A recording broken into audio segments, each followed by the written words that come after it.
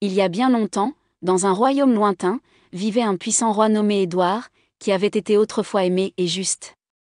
Mais après la mort de sa femme, son esprit fut envahi par le chagrin.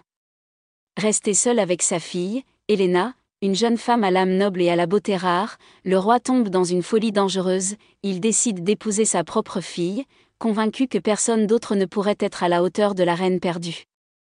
Helena, terrifiée, essaya de gagner du temps.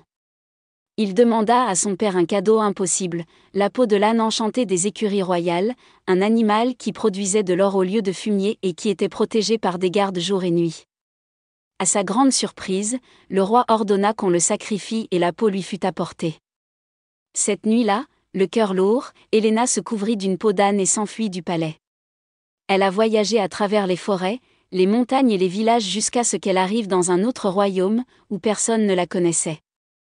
Elle trouva refuge dans une écurie et obtint un emploi de femme de chambre, étant surnommée peau d'âne par tout le monde. Le temps passa et un jour, le prince Richard la repéra dans le jardin, en train de se laver les mains. Sous la saleté de son visage, un rayon de beauté l'enchantait. Curieux, il commença à la suivre secrètement. Un soir, il la surprit vêtue d'une robe cachée sous une peau d'âne, dansant seule, rêvant de sa vie perdue. Sans hésiter, le prince voulut la rencontrer.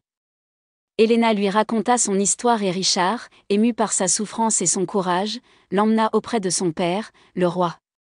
Pendant ce temps, le roi Édouard avait lui aussi repris ses esprits, accablé de honte et de remords, demandait pardon.